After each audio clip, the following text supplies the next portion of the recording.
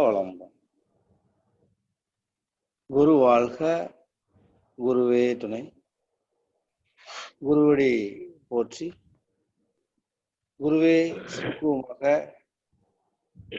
நடக்கும் அனைத்து நிகழ்வும் குருவே முன்னின்று நடத்தருவாக. இன்று பிரம்மமூர்த்த ஆழ்நிலை தவம், அதைத் தொடர்ந்து மானிடத்தின் பயன் என்ற தலைப்பிலே சிந்தனை. இந்த காலை பிரம்மமூர்த்த ஆழ்நிலை தவம் நமக்கு பேராசிரியர் ஐயா முருகன் ஐயா அவர்கள் இணைந்திருக்கிறார்கள். ஐயா அவர்களை கோயில்பட்டி அழகுவேல் நகர் மனவளக்கலை மன்ற அறக்கட்டளை சார்பாகவும், அறக்கட்டளையின் தலைவர் ஐயா நடராஜன் அவர்கள் சார்பாகவும், நிர்வாகிகள் சார்பாகவும், அன்பர்கள் சார்பாகவும்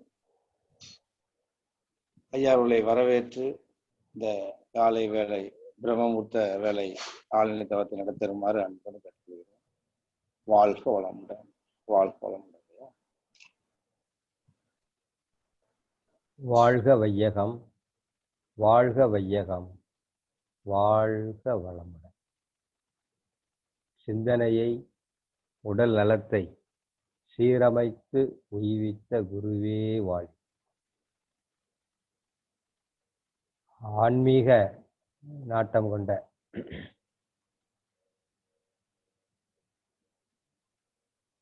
இந்த இணைப்பிலே இணைந்து கொண்டுள்ள அனைத்து அருளாளர்களுக்கும் மனமார்ந்த காலை வணக்கங்களையும் வாழ்த்துக்களையும் தெரிவித்துக் கொள்கிறேன். நமக்கெல்லாம் இந்த பிரம்ம முகூர்த்த வேளையிலே தவம் செய்வதற்கான ஒரு வாய்ப்பை ஏற்படுத்தி கொடுத்த அழகுவே கோவில்பட்டி அழகுவேல் நகர் மனவளக்கலை மன்ற அறக்கட்டளையின் தலைவர் மதிப்பிற்குரிய நடராஜன் அவர்களுக்கும் ஏனைய அறங்காவலர்களுக்கும் நன்றி கலந்த வாழ்த்துக்களை தெரிவித்துக் கொள்கிறேன். வாழ்க வளமுடன். நல்ல காலையிலே அதெல்லாம் அருமையா மகரிஷி அவருடைய குரல்லே விளக்கத்தோடு கூடிய பாடல்களை போட்டுட்டு இருந்தாங்க. ரொம்ப இனிமையாக மனதுக்கு ஒரு ஆனந்தத்தை தருவதாக அமைந்திருந்தது. அந்த ஆனந்தத்திலிருந்தே நம்ம இன்னைக்கு தவ நிகழ்ச்சிக்கு போகலாம். அதாவது பஞ்சபூத நவக்கிர தவம் மற்ற விளக்கங்கள் எல்லாருக்குமே தெரிஞ்சதுதான், அதனால் திரும்ப திரும்ப சொல்ல வேண்டியதில்லை. ஆனா என்ன அப்படின்னா, பஞ்சபூதங்கள் வேறு, நாம வேறு அல்ல. வெளியே இருக்கிற அதே பஞ்சபூதங்கள் நமக்குள்ளே இருக்கிறதுனால அந்த பஞ்சபூதங்கள் நமக்கு சரியான அளவுல அதனுடைய அதாவது அதனுடைய தன்மை,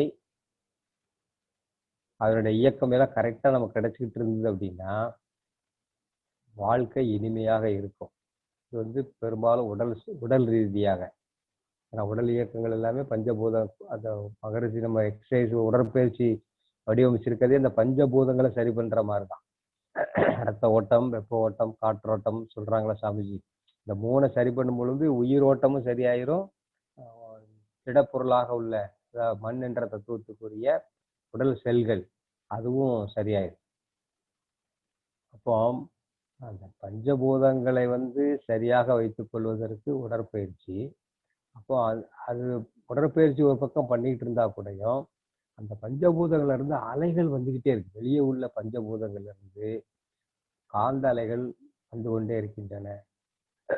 அப்ப அந்த பஞ்சபூதங்கள் நமக்கு இன்னும் அதிக நன்மை தருவதற்காக ஒவ்வொரு அந்த பௌதீக பிரிவையும் மனதால் நினைத்து, அது மகரிஷி அழகா சொல்லுவாங்க, அதை மதிக்கணும் அப்படிங்கிறார். முதல்ல மண்ணுன்னா மண்ணை மதிக்கணும், தண்ணீர்னா தண்ணீரை மதிக்க வேண்டும். ஏன்னா அதோட அருமை அது இல்லாம இருக்கும்போதுதான் தெரியும். இந்த பஞ்சபூதங்கள் நமக்கு பார்த்தா எல்லாம் இலவசமா கிடைச்சிட்டு இருக்கு. காற்று இலவசமா கிடைக்குது, தண்ணீர் இலவசமா கிடைக்குது, ஏதோ மழை பெய்யறது காசு இல்லவும் இல்லையா. அப்போ அதோட வேல்யூ நமக்கு தெரியறது இல்லை. ஆனா அது கிடைக்காமல் தவிக்கும் பொழுதுதான் அதனுடைய எவ்வளவு முக்கிய, உயிரோடு சம்பந்தப்பட்டது. அவ்வளவு 3 நிமிடம் தொடர்ந்து நமக்கு காற்று கிடைக்கல, சுவாசம் இல்லை அப்படின்னா மரணமே சம்பவிச்சிடும். அப்ப தண்ணீர் குடிக்காமல் ரொம்ப நேரம் இருக்க முடியாது. இப்படி ஒண்ணும் வெப்பம் கூட அப்படித்தான். ஒரு அளவுக்கு மேல குளிர தாங்குற சக்தி உடம்புக்கு கிடையாது. உடம்புக்கு இயற்கையா கொஞ்சம் கூடுனா தாங்கிக்கிடும், கொஞ்சம் குறைஞ்சாலும் தாங்கிக் கொள்ளும். அதற்கு மேல குறைந்தாலோ அதற்கு மேல கூடினாலோ உடலால் தாங்க முடியாது. அப்போ பஞ்சபூதங்களால் நமக்கு இணக்கம் வேணும். பஞ்சபூதங்களுக்கு அதிகமான நன்மைகள் என்ன, நம்ம எங்க போனாலும் பஞ்சபூதங்களோட தான் வாழ்க்கை. மன்றத்துல ஒரு ஒரு அம்மா பேராசிரியர், அவங்க அவங்க நண்பர், அவங்க உறவினரை யாரோ வெளியூர் மாத்தி டிரான்ஸ்ஃபர் ஆகி போறாங்க. வெளியூர்ல செட்டில் ஆன பிறகு இவங்களோட போன்ல தொடர்பு கொள்றாங்க. இவங்க அவங்கள வாழ்த்துனாங்க. எப்படி வாழ்த்துனாங்கன்னா, நீங்க போயிருக்கிற ஊர்ல உள்ள பஞ்சபூதங்களும் உங்களுக்கு நன்மையே செய்யட்டும்னாங்க. அந்த வாழ்த்துல எல்லாமே அடங்கிடுச்சு. அதனாலதான் மகரிஷி அவர்களும் இந்த பஞ்சபூதங்களை நினைச்சு தவம் பண்ண சொல்றாங்க. அதை விட அடுத்த முக்கியமான என்னன்னா, கோள்களை நினைத்து தவம் செய்கின்றோம். ஏனென்றால் இந்த உடலுக்குள்ள எல்லா ரசாயன மாற்றங்களுக்கும் கோள்களிலிருந்து வரக்கூடிய அந்த காந்த அலைகளுக்கும் தொடர்பு இருக்கின்றது. எல்லா கோள்களிலிருந்தும் காந்த அலை கதிர்கள் வந்துகிட்டே இருக்கும். அது எல்லாம் சுத்திட்டு வரிசையிலே இருக்கிறதுனால எப்பொழுதும் அங்கிருந்து காந்த அலை கதிர்கள் வந்துகிட்டே இருக்குது. ஒவ்வொரு கோள்ல இருந்து வரக்கூடிய காந்த அலையும் அந்த கோளுடைய ரசாயன தன்மையை எடுத்துக்கிட்டு தான் வெளியே வரும். அந்த அங்கிருந்து வரக்கூடிய ஒவ்வொரு கோள்ல இருந்து வரக்கூடிய அந்த அலை வீச்சுல 2 விஷயம் அடங்கியிருக்கு. ஒண்ணு அந்த கோளுடைய ரசாயன தன்மைகள், இன்னொன்னு அதனுடைய காந்த பண்புகள். ஆனா எல்லாம் வாரது எப்படி வருது? அலையாக வருகின்றது. அது எப்பொழுது பூமி மேல மோதிக்கிட்டு போயிட்டு கிராஸ் ஆகிட்டு வந்துட்டு போயிட்டு தான் இருக்குது. ஒரு சின்ன ஒரு சதுர அங்குலத்துக்குள்ள எத்தனையோ கோடி அணு துகள்கள் மோதிக்கிட்டு இருக்குதான் பிரபஞ்சத்துல. இப்ப நம்ம உடம்புல எல்லா பக்கம் தாக்கம் இருந்துகிட்டு தான் இருக்குது. ஆனா அதை நம்ம உள்ளுக்குள்ள நமக்கு நன்மைக்கு பயன்படுத்தி கொள்வதற்கு இன்னொரு காந்த இணைப்பு தேவைப்படுது. அந்த காந்தம் தான் மனம். ஆற்றுல தண்ணி ஓடிக்கிட்டு தான் இருக்கு. நம்ம ஆற்ற கரையில இருந்து பார்த்துட்டு இருக்கோம்னு வச்சுக்கோங்களேன். நமக்கு தண்ணி வேணும்னா பார்த்துட்டே இருந்தா தண்ணி நமக்கு ஆற்று நிறைய தண்ணி இருந்தாலும் வீட்டுக்கு தேவைன்னா நம்ம என்ன செய்யணுங்க, ஒரு குடமோ பக்கெட்டோ ஏதோ வச்சு அந்த ஆற்றுல கோரினா தான் எடுக்க முடியும். அது போல காந்தலை கதிர்கள் எப்பொழுதும் அது வீசிக்கிட்டும் போயிட்டு வந்துட்டு தான் இருக்குது.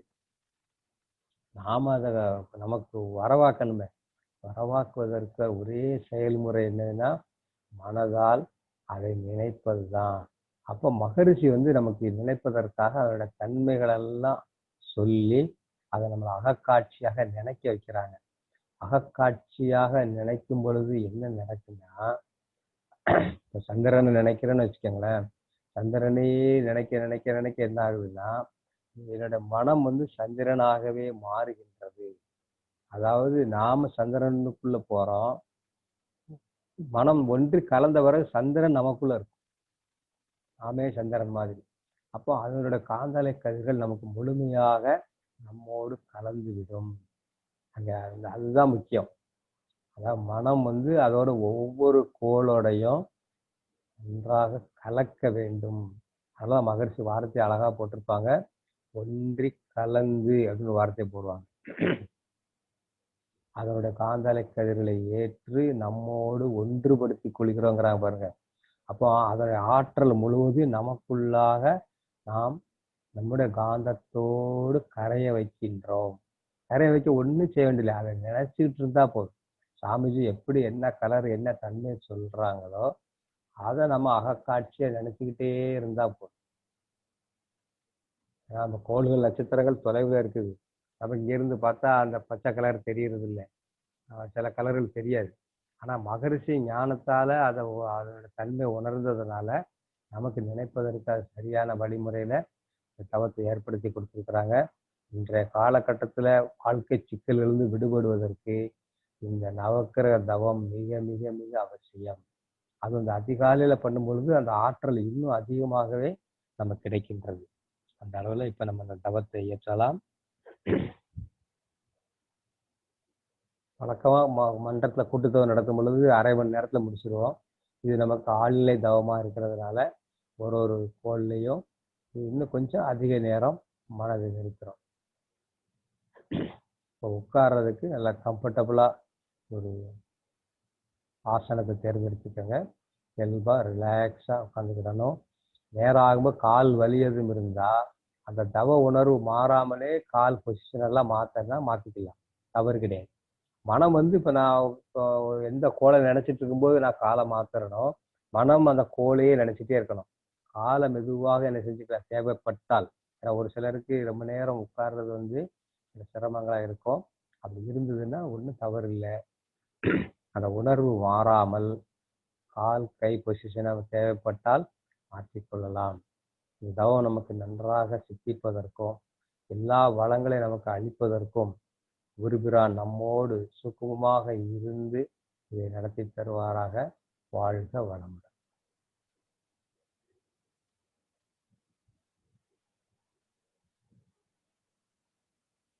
இறை வணக்கம்.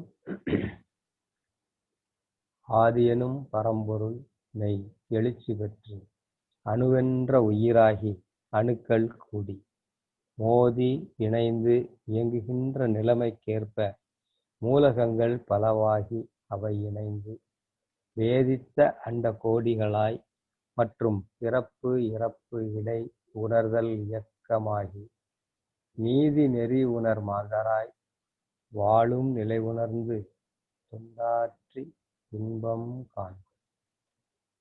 குரு வணக்கம். சிந்தையை அடக்கியே சும்மாவிருக்கின்ற பெரும் சீரறிய செய்த குருவே, அந்த நிலைதனில் அறிவு அசைவற்றிருக்க பெரும் ஆனந்தம் பொங்குதன்று. இந்த பெரும் உலகமிசை எடுத்த பல பிறவிகளுள் இறுதி பயனாகிய சந்ததமும் எனைமறவா சார்ந்த வாழ்வழித்தோய் என் சந்தோஷ செய்தி. நாடி சுத்தி பிராணாயாமம் செய்து கொள்வோம்.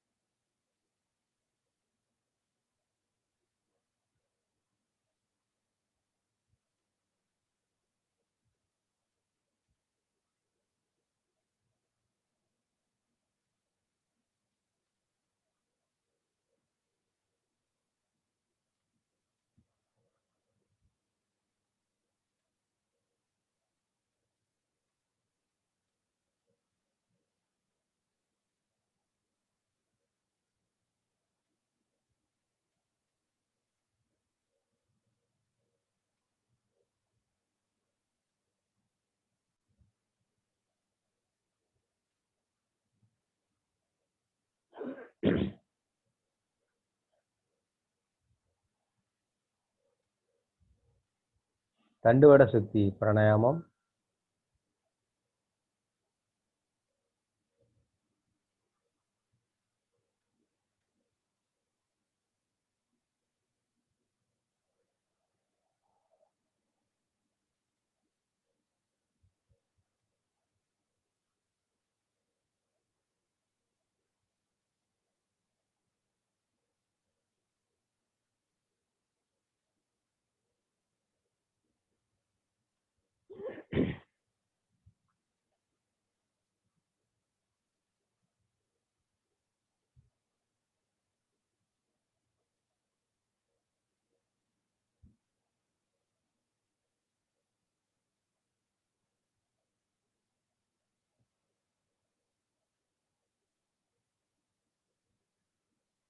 நாம் அமர்ந்துள்ள இடத்தைச் சுற்றிலும் நல்ல தெய்வீக ஆற்றலே நிரம்பின. நாம் அமர்ந்துள்ள இடத்தைச் சுற்றிலும் நல்ல தெய்வீக ஆற்றலே நிரம்பின. நாம் அமர்ந்துள்ள இடத்தைச் சுற்றிலும் நல்ல தெய்வீக ஆற்றலே நிரம்பின. அருட்பேராற்றல் உடலிலே உயிரிலே அலையலையாக பாய்வதை உணர்கிறோம். அருட்பேராற்றல் உடலிலே உயிரிலே அலை அலையாக பாய்வதை உணர்கிறோம். அருட்பேராற்றல் உடலிலே உயிரிலே அலை அலையாக பாய்வதை உணர்கிறோம். அருட்பேராற்றல் இரவும் பகலும் எல்லா நேரங்களிலும் எல்லா இடங்களிலும் எல்லா தொழில்களிலும் உறுதுணையாகவும் பாதுகாப்பாகவும் வழி நடத்துவதாகவும் அமையுமாக. அன்னைக்கு வணக்கம், தந்தைக்கு வணக்கம், ஆசான் அருள் தந்தை வேதாத்ரி மகர்ஷி அவர்களுக்கு வணக்கம். தவம் பஞ்சபூத நவக்கிரக தவம். முதலில் பஞ்சபூதங்களாகிய நிலம், நீர், நெருப்பு, காற்று, விண் இவற்றின் மீது மனம் செலுத்தி தவம் செய்கின்றோம். இந்த பஞ்சபூத கூட்டிலே 5வது தத்துவமாகிய நிலம் என்ற மண் மீது மனம் செலுத்தி தவம் இயற்றுகின்றோம். நிலத்துக்கு அறிகுறியாக நாம் வாழும் இந்த உலக உருண்டையையே நினைவில் கொள்வோம். இந்த உலக உருண்டையானது மிக பெரியது. சுமார் 25,000 மைல் சுற்றளவு உடையது. மண், உலோகங்கள், ரசாயனங்கள் இவற்றால் ஆகியது. மனவிரிவு கொண்டு மண்ணின் பெருமையையும் மதிப்பையும் உணர்ந்து போற்றுகின்றோம். அதனோடு ஒன்றி கலந்து உயிர் கலப்பு பெறுகின்றோம். பிரபஞ்ச பரிணாமத்தில் மண்ணின் உற்பத்தி ரகசியத்தை தெரிந்து கொள்கின்றோம். நிலம் என்ற மண்ணாலும் மண்ணிலிருந்தும் இரவும் பகலும் எல்லா நேரங்களிலும் எல்லா இடங்களிலும் எல்லா தொழில்களிலும் காப்பு பெறுகின்றோம். மண்ணை பயனுள்ள முறையிலே உபயோகித்துக் கொள்ளக்கூடிய விஞ்ஞானத்தை வளர்த்துக் கொள்கின்றோம். மண் மீது மனம் செலுத்தி தவம். இந்த பூமி உருண்டை முழுவதையும் மனதால் நினைப்போம்.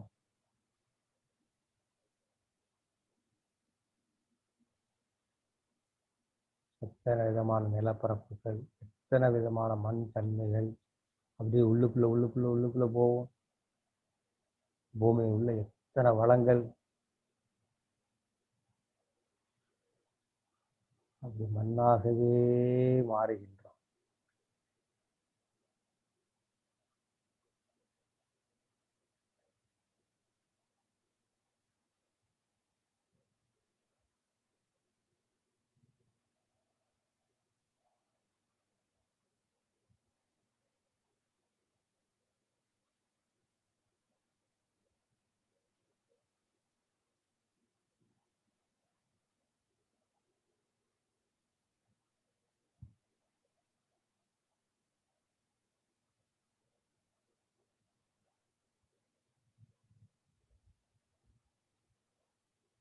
நமது உடலும் மண் என்ற அந்த தத்துவத்தால் ஆனதுதான். நம்மிடமுள்ள சதைகள், எலும்புகள், நரம்புகள் அனைத்தும் இந்த மண் என்ற தத்துவம் அனைத்தும் கெட்டி பொருளே.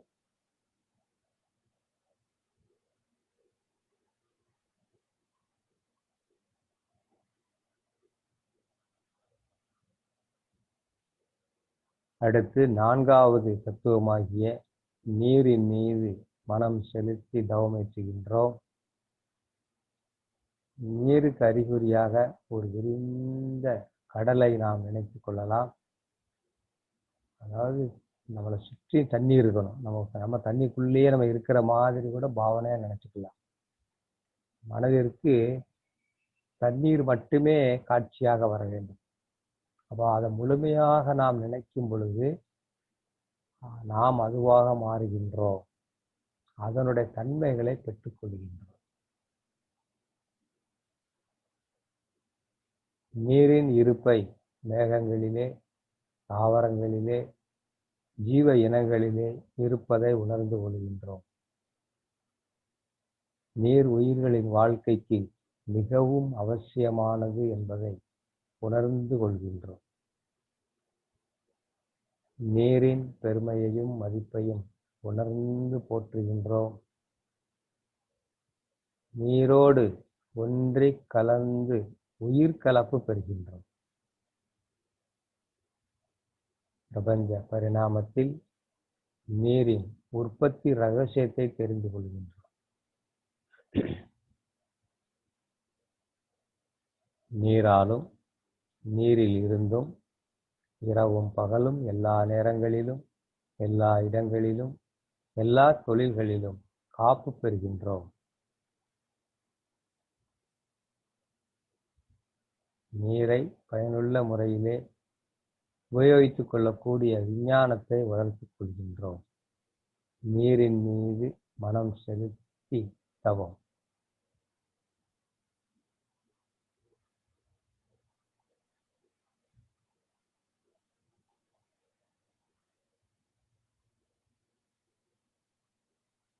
நீர் மட்டுமே நமக்கு இப்ப காட்சியாக இருக்கின்றது.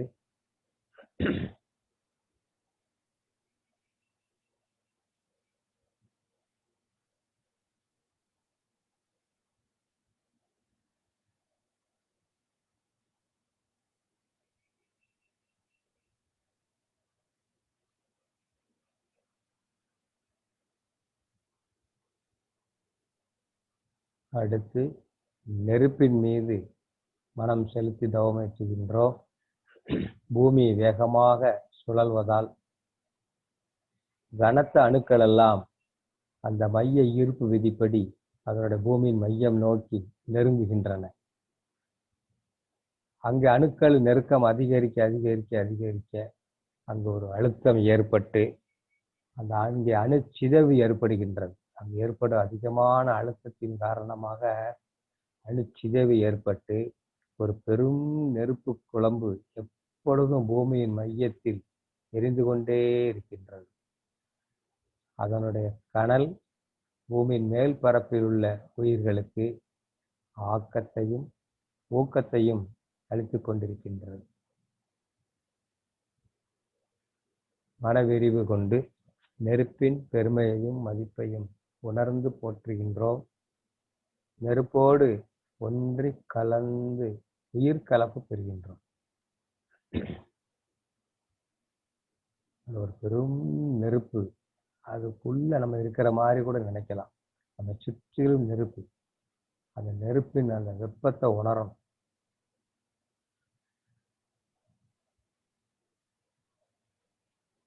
பிரபஞ்ச பரிணாமத்தில் நெருப்பின் உற்பத்தி ரகசியத்தை தெரிந்து கொள்கின்றோம். நெருப்பாலும் நெருப்பில் இருந்தும் இரவும் பகலும் எல்லா நேரங்களிலும் எல்லா இடங்களிலும் எல்லா தொழில்களிலும் காப்பு பெறுகின்றோம். நெருப்பை வாழ்வில் பயனுள்ள முறையிலே உபயோகித்துக் கொள்ளக்கூடிய விஞ்ஞானத்தை வளர்த்துக் கொள்கின்றோம். நெருப்பின் மீது மனம் செலுத்தி தவம்.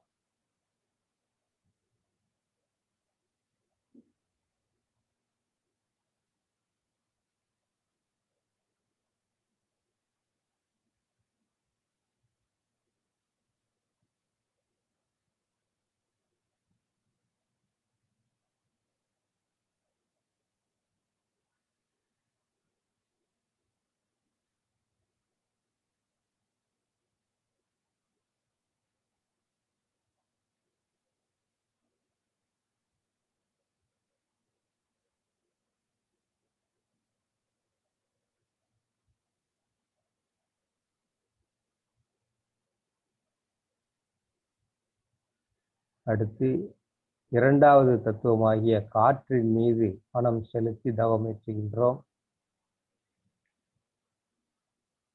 பூமியை சுற்றிலும் காற்று மண்டலம் சுமார் 10 மைல் உயரம் வரை அடர்த்தியாகவும் அதற்கு மேலே செல்ல செல்ல அடர்த்தி குறைந்து கொண்டே இருக்கின்றது. பூமியை சுற்றி ஒரு கவசம் போல காற்று மண்டலம் இருக்கின்றது. காற்று உயிர்களின் வாழ்க்கைக்கு மிகவும் அவசியமானது. மனவிரிவு கொண்டு காற்றின் பெருமையையும் மதிப்பையும் உணர்ந்து போற்றுகின்றோம். காற்றோடு ஒன்றிக் கலந்து உயிர் கலப்பு பெறுகின்றோம். நம்ம சுற்றிலும் ஒரு காற்றோட்டம் இருந்து கொண்டே இருக்கின்றது. நமக்கு உள்ளாகவும் காற்றோட்டம் நடந்து கொண்டிருக்கின்றது. நம்ம சுற்றி உள்ள அந்த காற்றை நாம் மனதால் நினைக்கின்றோம். காற்று என்பது நுண்ணிய துகள்கள். காற்றை நினைக்கும் பொழுதே மனமும் அதே நுண்மைத்தன்மையை அடைந்து விடுகின்றன. காற்றையே நினைக்கிறோம்.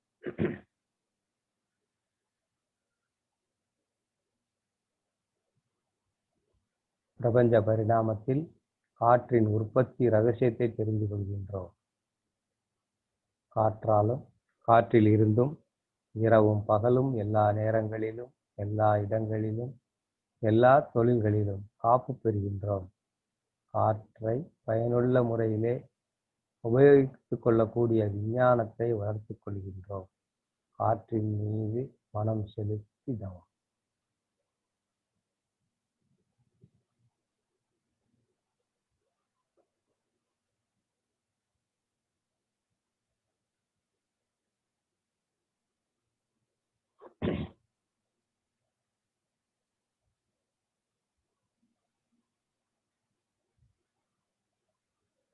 காற்று கண்ணுக்கு தெரியாத நுண்ணிய துகள்களாக இருந்தாலும் அது திணிவு பெறும் பொழுது அது பெரும் பேராற்றலாக மாறுகின்றது.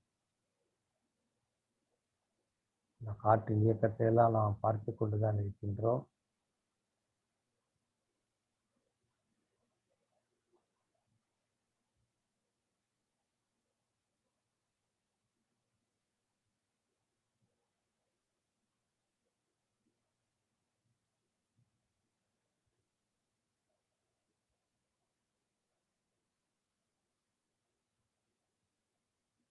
அடுத்து பஞ்சபூத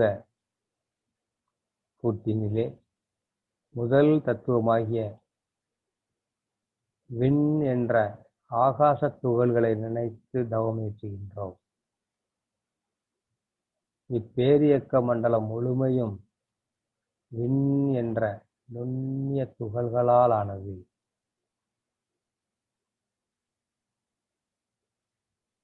இந்த விண் துகள்களின் கூட்டுச் சேர்க்கையே மற்ற 4 பூதங்களாக காற்றாக, நெருப்பாக, நீராக, நிலமாக மாறியிருப்பதை உணர்ந்து கொள்கின்றோம். இந்த விண் என்ற ஆகாசமே நமது உடலில் உயிர் ஆற்றலாக ஓடிக்கொண்டிருப்பதை உணர்ந்து கொள்கின்றோம்.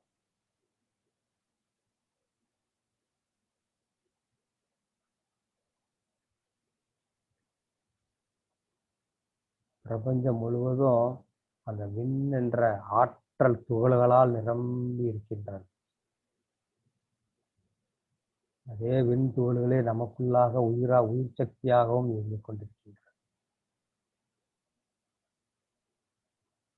மனவிரிவு கொண்டு விண்ணின் பெருமையையும் மதிப்பையும் உணர்ந்து போற்றுகின்றோம். விண்ணோடு ஒன்றிக் கலந்து உயிர் கலப்பு பெறுகின்றோம். பிரபஞ்ச பரிணாமத்தில் விண்ணின் உற்பத்தி ரகசியத்தை தெரிந்து கொள்கின்றோம். விண் என்ற ஆகாச ஆற்றலாலும் அதிலிருந்தும் இரவும் பகலும் எல்லா நேரங்களிலும் எல்லா இடங்களிலும் எல்லா தொழில்களிலும் காப்பு பெறுகின்றோம். விண்ணை பயனுள்ள முறையிலே உபயோகித்துக் கொள்ளக்கூடிய விஞ்ஞானத்தை வளர்த்துக் கொள்கின்றோம். இந்த நுண்ணிய விண் துகள்களே நினைத்து தவம். அதுக்கு நம்ம இந்த விரிந்த ஆகாயத்தை நினைத்தால் போதும். முதல்ல நட்சத்திரங்களோடு கூடிய ஆகாயம்தான் முதல்ல காட்சிக்கு வரும். ஆனால் நம்ம நேரம் செல்ல செல்ல அந்த நட்சத்திரங்கள் எல்லாம் இல்லாத அந்த விண்வெளியை நினைக்கிறோம். இப்போ அது விண் மட்டுமே.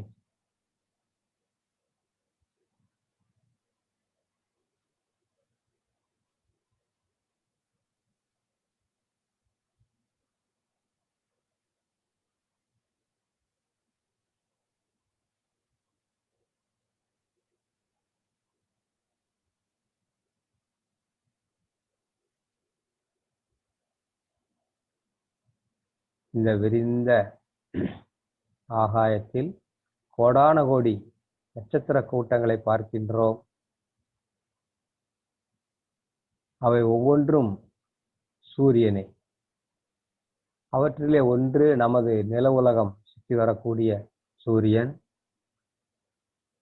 நமது சூரியனை சுற்றி சூரியனையும் அதை சுற்றி வரக்கூடிய மற்ற கோள்களையும் நாம் சூரிய குடும்பம் என்று அழைக்கின்றோம். சூரிய குடும்பத்தில் உள்ள எல்லா கோள்களிலிருந்தும் காந்தலை கதிர்கள் பூமிக்கு வந்து கொண்டே இருக்கின்றன. அவை நமது உடலோடும் மனதோடும் நெருங்கிய தொடர்புடையதாக இருக்கின்றது. அந்த அளவில் எல்லா கோள்களில் இருந்தும் வரக்கூடிய காந்தலை கதிர்களை நமக்கு நன்மை தரத்தக்க வழியிலே மாற்றிக்கொள்வதற்காக அந்த எல்லா கோள்களை நினைத்து தவமேற்றுகின்றோம். முதலில் சூரியனை நினைத்து தவமேற்றுகின்றோம். சூரியன் ஒரு மிகப்பெரிய நெருப்பு கோளம். நமது பூமியை விட சுமார் 19 லட்சம் மடங்கு அளவில் பெரியதென்று கணக்கிட்டிருக்கின்றார்கள்.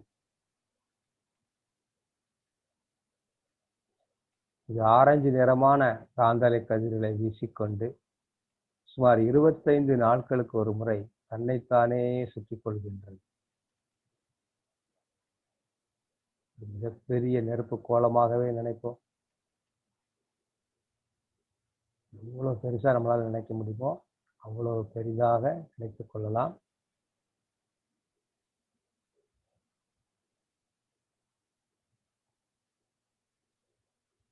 சூரியனில் இருந்து வரும் காந்தலை கதிர்கள் ஆரஞ்சு நிறமானவை. அவை நமது உடம்பில் உள்ள எலும்புகளோடு தொடர்புடையது.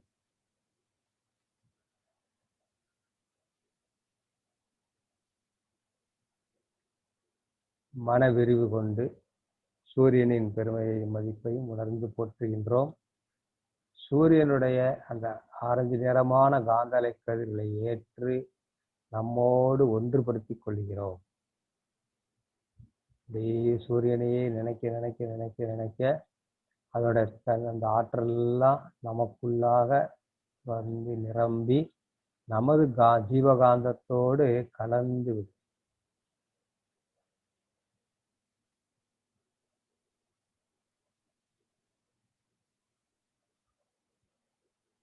சூரியனில் இருந்து வரும் காந்தலை கதிர்கள் நமக்கு வாழ்க்கையிலே வெற்றி, அறிவு மேன்மை, கல்வி மேன்மை, வாழ்க்கை வளங்கள் அனைத்தும் அளிப்பதாக அமையட்டும்.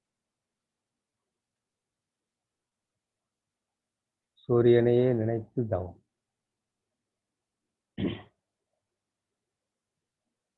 அதிகாலையில காயத்ரி சொல்றவங்க கூடயும் சூரியனை தான் மனதுக்குள்ள நினைச்சு அந்த மந்திரத்தை சொல்லுவாங்க.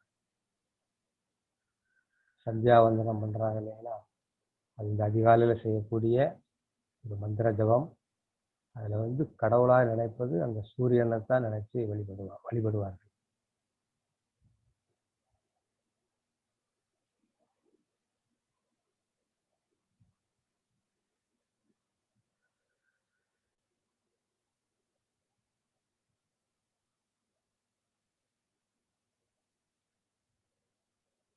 அடுத்து சூரியனில் இருந்து சுமார் 3 கோடி மைல் தொலைவில் புதன் என்ற கோள் சுற்றி வருகின்றது.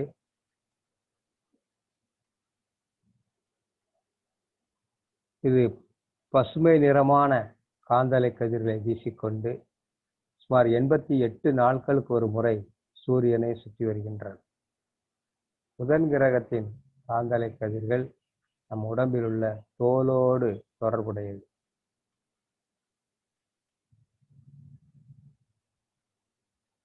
புதன் கிரகத்தின் பெருமையையும் மதிப்பையும் உணர்ந்து போற்றுகின்றோம். அதனுடைய பச்சை நிறமான அந்த காந்தலை கதிர்களை ஏற்று நம்மோடு ஒன்றுபடுத்திக் கொள்கிறோம். சூரியனுக்கு அடுத்தாக்குல ஒரு பச்சை கலர் ஒரு கோள் சுற்றி வருவதாக மனதால் பாவிக்கின்றோம். அதிலிருந்து அந்த பச்சை நிறமான காந்தலை கதிர்கள் அப்படியே நமக்குள்ள மோதி நமக்குள்ளாக ஊடுருவி உள்ளே நிரம்புவதாக நினைக்க வேண்டும். உடல் முழுவதும் இந்த பச்சை நிற கதிர்கள் உடல் முழுவதும் ஊடுருவி உள்ளுக்குள்ள நிரம்புவதை நாம் உணர வேண்டும்.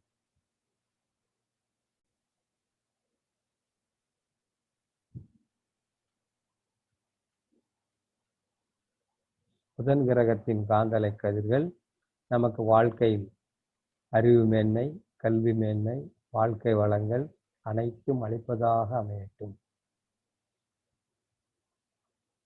அடுத்து சூரியனிலிருந்து 2வது சுற்றுவட்ட பாதையில் சுக்கிரன் என்ற கோள் சுற்றி வருகின்றது.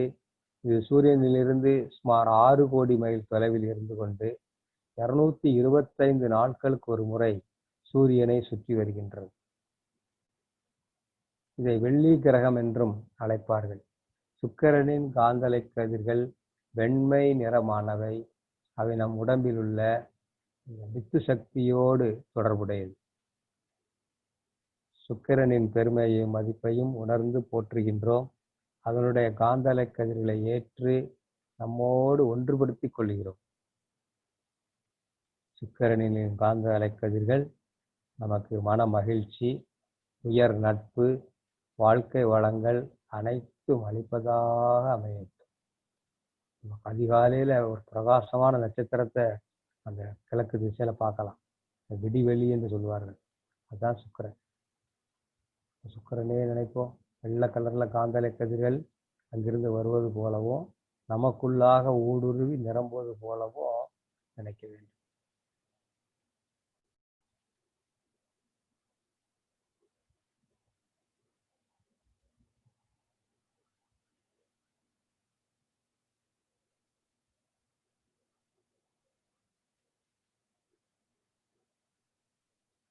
அடுத்து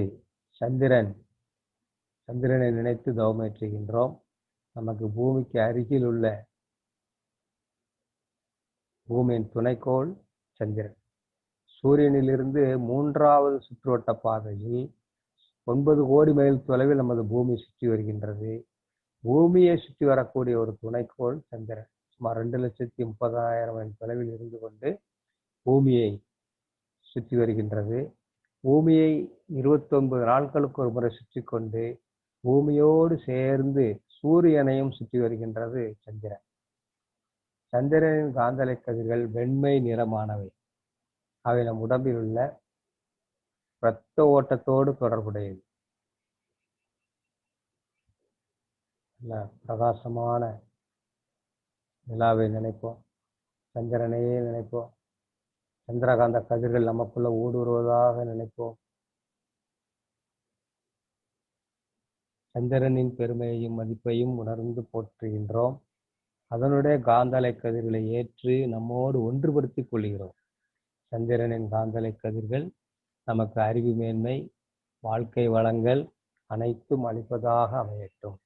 சந்திரனையே நினைத்து தவம்.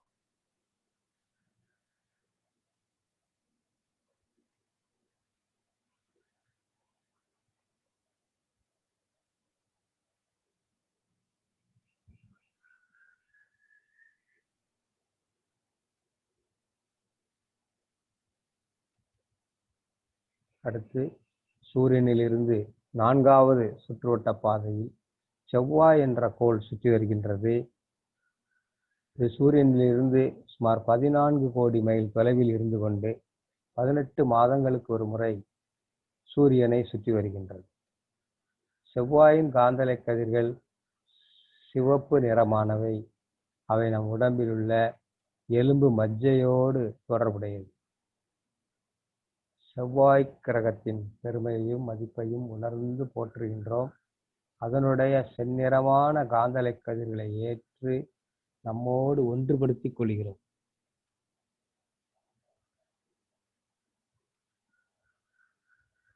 செவ்வாய் கிரகத்தில் இருந்து வரும் காந்தலை கதிர்கள் நமக்கு வாழ்க்கையில் அச்சமின்மை, விஞ்ஞான அறிவு, மெய்யறிவு, வாழ்க்கை வளங்கள் அனைத்தும் அளிப்பதாக அமையட்டும்.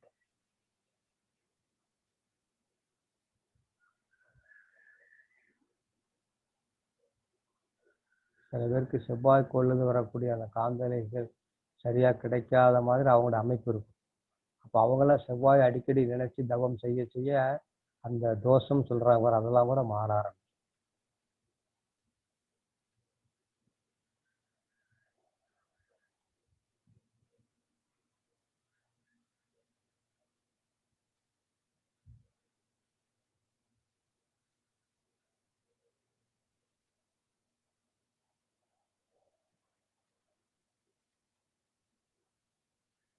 அடுத்து சூரியனில் இருந்து 5வது சுற்றுவட்ட பாதையில் குரு என்ற ஒரு மிகப்பெரிய கோள் சுற்றி வருகின்றது. இது சூரியனிலிருந்து சுமார் 48 கோடி மைல் தொலைவில் இருந்து கொண்டு 12 ஆண்டுகளுக்கு ஒரு முறை சூரியனை சுற்றி வருகின்றது. இதை வியாழன் கிரகம் என்றும் அழைக்கின்றோம். குரு கிரகத்தின் காந்தலை கதிர்கள் பொன்னிறமானவை. அவை நமது மூளை செல்களோடு தொடர்புடையது. குரு கிரகத்தின் பெருமையையும் மதிப்பையும் உணர்ந்து போற்றுகின்றோம். அதனுடைய பொன்னிறமான காந்தலை கதிர்களை ஏற்று நம்மோடு ஒன்றுபடுத்திக் கொள்கிறோம். குரு கிரகத்தில் இருந்து வரும் காந்தலை கதிர்கள் நமக்கு மெய்யுணர்வு, அறிவு மேன்மை, வாழ்க்கை வளங்கள் அனைத்தும் அளிப்பதாக அமையட்டும். கோல்டன் கலர்ல ஒரு மிகப்பெரிய கோள் சுற்றுவதாக நினைக்கிறோம். அங்கிருந்து பொன்னிறமான காந்தலைகள் வந்து நமக்குள்ளாக ஊடுருவி நமக்குள்ள நிறைவதாக நினைக்க வேண்டும்.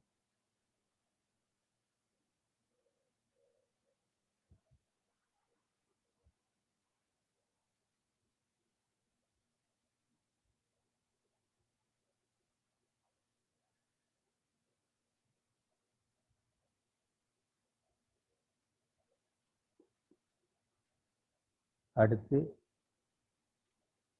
சனி என்ற ஒரு ஆற்றல் மிக்க கோள், அதன் மீது மனம் செலுத்தி தவமேற்றுகின்றோம். சூரியனிலிருந்து 6வது சுற்றுவட்ட பாதையில் சுற்றி வருவது சனி என்ற கோள். இது சூரியனிலிருந்து சுமார் 88 கோடி மைல் தொலைவில் இருந்து கொண்டு 30 ஆண்டுகளுக்கு ஒரு முறை சூரியனை சுற்றி வருகின்றது. சனி கிரகத்தின் காந்தலை கதிர்கள் சாம்பல் நிறமானவை. சனி கிரகத்தின் பெருமையையும் மதிப்பையும் உணர்ந்து போற்றுகின்றோம். அதனுடைய சாம்பல் நிறமான காந்தலை கதிர்களை ஏற்று நம்மோடு ஒன்றுபடுத்திக் கொள்கிறோம். சனி கோளை நினைக்கும் பொழுது அதனுடைய வடிவம் மற்ற கோளிலிருந்து மாறுபட்டதா இருக்குது. ஒரு பெரிய கோலமாகவும் இருக்கும். அதை சுற்றி ஒரு காந்த தட்டு போல காந்த வளையம் இருக்கும். கரும் சாம்பல் கலந்த அந்த கோள் அந்த வளையத்தோடு சேர்ந்து நம்ம அகக்காட்சியாக நினைக்கின்றோம். அதிலிருந்து வரக்கூடிய அந்த சாம்பல் நிறமான அந்த காந்தலை கதிர்கள் நமக்குள்ளாக ஊடுருவி நம்மோடு கலப்பதாக நினைக்கின்றோம். அப்படியே சனியின் காந்தலை கதிர்கள் நமக்குள்ள ஊடுருவட்டும்.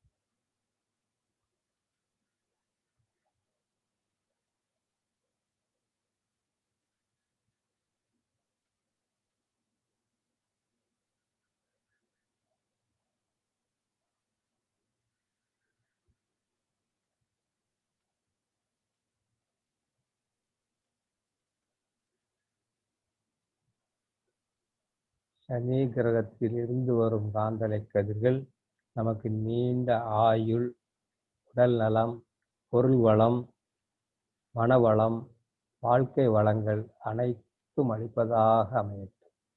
சனி என்ற கோளையே நினைத்து தவமித்துக் கொண்டிருக்கின்றோம்.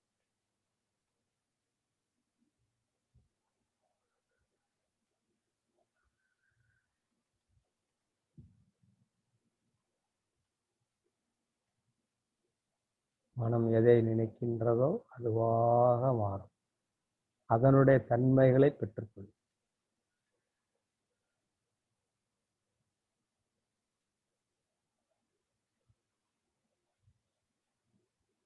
அடுத்து ராகு கேது என்னும் நிழல் கிரகங்களை நினைத்து தவமேற்றுகின்றோம். ஜோதிட சாஸ்திரத்தில் இது சாயா கிரகம் என்று அழைப்பார்கள். சூரியனின் மையத்தில் அந்த அணுக்கள் செயலற்று நின்று விடுகின்றன. அது சுத்த வெளியாக பிரம்மமாக மாறிக்கொண்டே இருக்கின்ற நிலை. இதை விஞ்ஞானத்தில் பிளாக் ஹோல், கருந்துளை என்று அழைப்பார்கள். சூரியனின் மையத்தில் அதன் அளவு அதிகரிக்க அதிகரிக்க அவை தொடர்ந்து அங்கே நிற்க முடியாமல் சூரியன் மையத்தை விட்டு பீரிட்டு கிளம்பி சூரியனின் இருபுறமும் கோடு போல ஆரம்பித்து பிரபஞ்சத்தையெல்லாம் கடந்து பிரபஞ்ச எல்லைக்கு அப்பால் உள்ள சுத்த வெளியோடு சென்று கலந்து கொண்டே இருக்கின்றது. சூரியனின் இருபுறமும் எப்பொழுதும் இயங்கிக் கொண்டே இருக்கும் நீண்ட காந்த அலை பாதைகளையே நாம் ஒருபுறம் ராகு என்றும் மறுபுறம் கேது என்றும் அழைக்கின்றோம். ராகு கேதுவின் காந்தலை கதிர்கள் கருமை நிறமானவை. அது நம் உடம்பில் உள்ள ஓஜஸ் என்ற சுத்த சக்தியோடு தொடர்புடையது. ராகு கேதுவின் பெருமையையும் மதிப்பையும் உணர்ந்து போற்றுகின்றோம். அதனுடைய கருமை நிறமான காந்தலை கதிர்களை ஏற்று நம்மோடு ஒன்றுபடுத்திக் கொள்கிறோம்.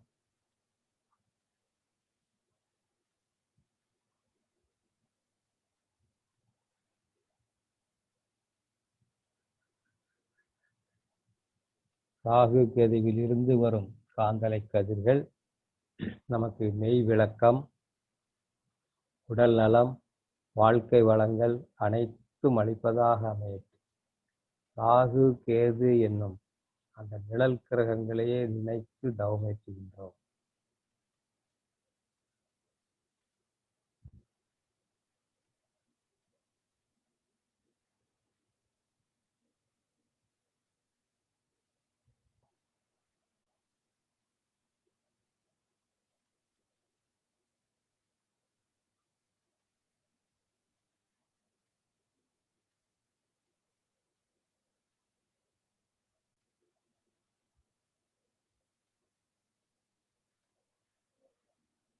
இந்த விரிந்த ஆகாயத்தை பார்க்கின்றோம். கோடான கோடி நட்சத்திர கூட்டங்கள்.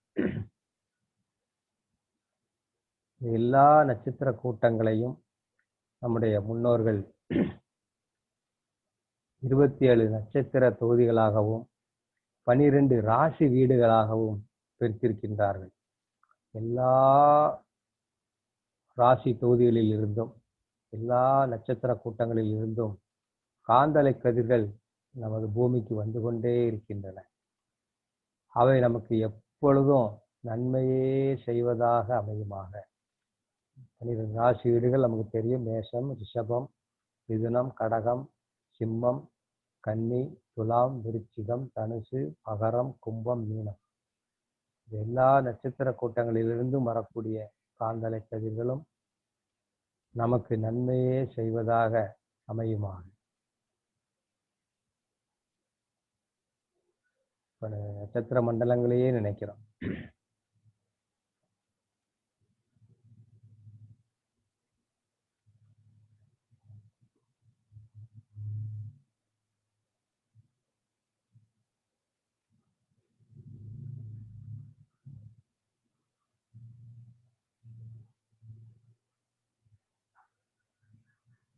அந்த இருளான ஆகாயம், அதில் மின்மினி பூச்சிகள் போல நட்சத்திர கூட்டங்கள். நட்சத்திரங்களையே நினைக்கிறோம். அவை நமக்கு நன்மையே செய்வதாக நினைக்க வேண்டும்.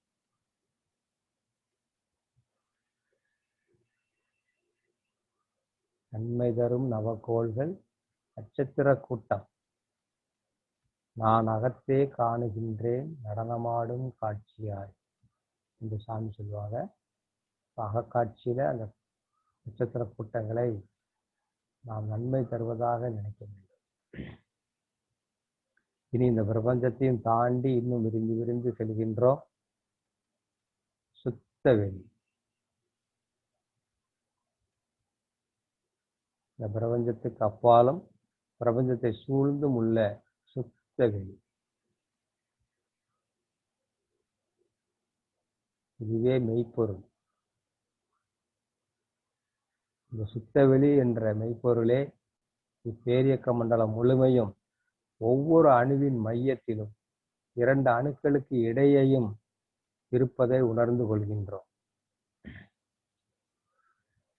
இந்த சுத்தவெளி என்ற அந்த மெய்ப்பொருளே நம்மிடமும் அறிவாக இருப்பதை உணர்ந்து கொள்கின்றோம். நம்மிடம் அந்த சுத்தவெளியே வெட்டிப்பொருளாக கருவுடல், இரத்த ஓட்டம், வெப்ப ஓட்டம், காற்றோட்டம், உயிராக இயங்குவதை உணர்ந்து கொள்கின்றோம். இதே போல ஒவ்வொரு மனிதனிடத்தும் ஒவ்வொரு உயிர்களிடத்தும் இருப்பதை உணர்ந்து கொள்கின்றோம். எல்லாவற்றையும் இந்த அறிவே ஆண்டு கொண்டிருக்கிறது என்பதையும் உணர்ந்து கொள்கின்றோம்.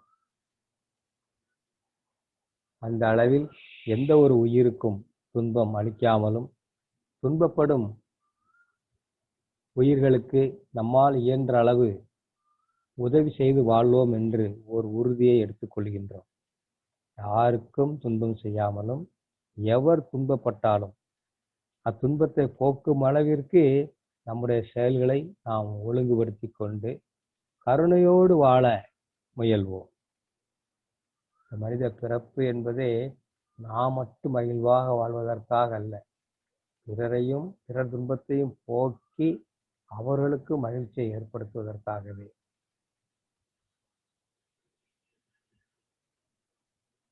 பிறர் துன்பம் போக்கும் பொழுதுதான் அந்த இறைத்தன்மையாகிய அந்த அன்பும் கருணையும் நம்மிடம் வெளிப்படுகின்றது. இந்த விரிவான மனநிலையில் எப்பொழுதும் இதை மறவாமல் மனதில் கொண்டு வாழ்வில் சிறப்பாக வாழ முனைவோம். இந்த நினைவோடு நாம் தவத்தை நிறைவு செய்து கொள்கின்றோம். அருட்பேராற்றல் கருணையினால் உடல் நலம், நீளாயுள், நிறை செல்வம், உயர் புகழ், மெய்ஞானம் ஓங்கி வாழ்வோம். அருட்பேராற்றல் கருணையினால் உடல் நலம், நீளாயுள், நிறை செல்வம், உயர் புகழ், மெய்ஞானம் ஓங்கி வாழ்வோம். அருட்பேராற்றல் கருணையினால் உடல் நலம், நீளாயுள், நிறை செல்வம், உயர் புகழ், மெய்ஞானம் ஓங்கி வாழ்வோம். வாழ்த்துக்கள். வாழ்க்கை துணையை வாழ்த்துவோம். பெற்ற மக்களை வாழ்த்துவோம். உடன் பிறந்தவர்களை வாழ்த்துவோம்.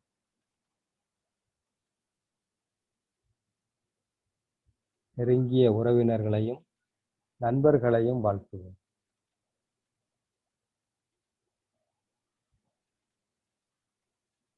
தொழில்துறையிலே அன்றாட கடமைகளிலே நம்மோடு நெருங்கிய தொடர்புடையவர்களை வாழ்த்துவோம்.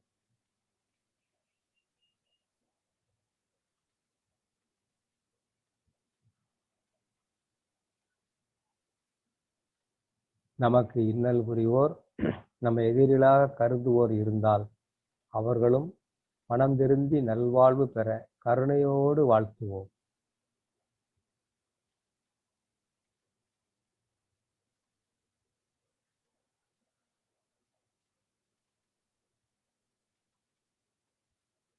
ஆசான் அருள் தந்தை அவர்கள் அருளிய வேதாத்திரியம் வாழ்க வளமுடன். உலக சமுதாய சேவா சங்கம் வாழ்க வளமுடன். ஆழியார் அறிவு திருக்கோயில் வாழ்க வளமுடன். விருதுநகர் மண்டலம் வாழ்க வளமுடன். கோவில்பட்டி அழகுவேல் நகர் மனவளக்கலை மன்றம் அறக்கட்டளை வாழ்க வளமுடன். அதனோடு இணைந்த தவ மையங்கள் வாழ்க வளமுடன். இன்று இந்த இணைப்பிலே கலந்து கொண்டுள்ள அனைத்து அருளாளர்களும் அவர்களது அன்பு குடும்பமும் வாழ்க வளமுடன், வாழ்க வளமுடன். இரண்டொழுக்க பண்பாடு. நான் எனது வாழ்நாளில் யாருடைய உடலுக்கும் மனதுக்கும் துன்பம் தரமாட்டேன். துன்பப்படுபவர்களுக்கு என்னால் முடிந்த உதவிகளை செய்வேன். நான் எனது வாழ்நாளில் யாருடைய உடலுக்கும் மனதுக்கும் துன்பம் தரமாட்டேன். துன்பப்படுபவர்களுக்கு என்னால் முடிந்த உதவிகளை செய்வேன். நான் எனது வாழ்நாளில் யாருடைய உடலுக்கும் மனதுக்கும் துன்பம் தரமாட்டேன். துன்பப்படுபவர்களுக்கு என்னால் முடிந்த உதவிகளை செய்வேன். வாழ்க வையகம், வாழ்க வையகம், வாழ்க வளமுடன். ஒரு சிறப்பு வாழ்த்து. உலகம் முழுவதும் இந்த கண்ணுக்கு தெரியாத ஒரு நுண்கிருமியால் பாதிக்கப்பட்டு கொண்டிருக்கின்றது. உலகம் முழுவதும் அந்த தொற்றின் தாக்கம் குறைந்து மக்கள் ஆரோக்கியமும் மகிழ்ச்சியும் அடைவதற்காக உலக மக்கள் அனைவரையும் நாம் நினைத்து வாழ்த்துவோம். உலக மக்கள் அனைவரும் வாழ்க வளமுடன். உலக அரசுகள் அனைத்தும் வாழ்க வளமுடன். இந்திய மக்கள் அனைவரும் வாழ்க வளமுடன். இந்திய அரசாங்கம் வாழ்க வளமுடன். தமிழக மக்கள் அனைவரும் வாழ்க வளமுடன். தமிழக அரசு வாழ்க வளமுடன். அனைத்து மருத்துவர்கள், செவிலியர்கள், சுகாதார பணியாளர்கள் வாழ்க வளமுடன். அனைத்து மாவட்ட ஆட்சித்தலைவர்கள், மாநகர ஆணையர்கள், பேரூராட்சி ஊரூராட்சி மன்ற தலைவர்கள் அனைவரும் வாழ்க வளமுடன். இதற்காக இயங்கிக் கொண்டிருக்கும் அனைத்து அரசு அதிகாரிகள் மற்றும் பொதுநலத் தொண்டர்கள் அனைவரும் வாழ்க வளமுடன். காவலர்கள், சுகாதார பணியாளர்கள் வாழ்க வளமுடன். அனைவருக்கும் உணவளித்துக் கொண்டிருக்கும் விவசாயிகளும் அந்த உணவை கொண்டு சேர்க்கும் கடமை செய்யும் அனைத்து நண்பர்களும் வாழ்க வளமுடன், வாழ்க வளமுடன், வாழ்க வளமுடன். உலக நலவேட்பு. உலகில் உள்ள பொறுப்புடைய தலைவரெல்லாம் உயிரறிவை உள்ளுணர்வாய் பெறுதல் வேண்டும். உலக அனைத்து நாடுகளின் எல்லை காக்க ஓருலக கூட்டாட்சி வலுவாய் வேண்டும். உலகில் போர், பகை, அச்சமின்றி மக்கள் உழைத்துண்டு வளம் காத்து வாழ வேண்டும். உலகெங்கும் மனித குலம் அமைதி எனும் ஒரு வற்றாத நன்னிதி பெற்று வைக்க வேண்டும். வாழ்க வையகம், வாழ்க வையகம், வாழ்க வளமுடன். மலைவாழ்த்து. ஏரி, குளம், கிணறு, ஆறு எல்லாம் நிரம்பி வழிய மாறி அளவாய் பொழிக மக்கள் வளமாய் வாழ்க. ஏரி, குளம், கிணறு, ஆறு எல்லாம் நிரம்பி வழிய மாறி அளவாய் பொழிக மக்கள் வளமாய் வாழ்க.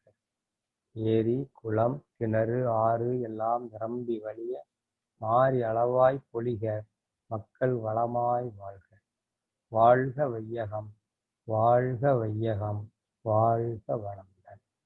நம் மனதில் அமைதி நிலவட்டும். நம்மை சுற்றிலும் அமைதி நிலவட்டும். உலகம் முழுவதும் அமைதி நிலவட்டும். அமைதி, அமைதி, அமைதி. தவத்தை நிறைவு செய்து கொள்ளலாம். இந்த வாய்ப்பை கொடுத்த இந்த கோவில்பட்டி அழகுவேலவர் மனவளக்கலை மன்றம் அறக்கட்டளையும் அனைத்து பொறுப்பாளர்களுக்கும் நன்றி. கலந்து கொண்ட அன்பர்களுக்கும் நன்றி. வாழ்த்துக்கள். வாழ்க வளம்.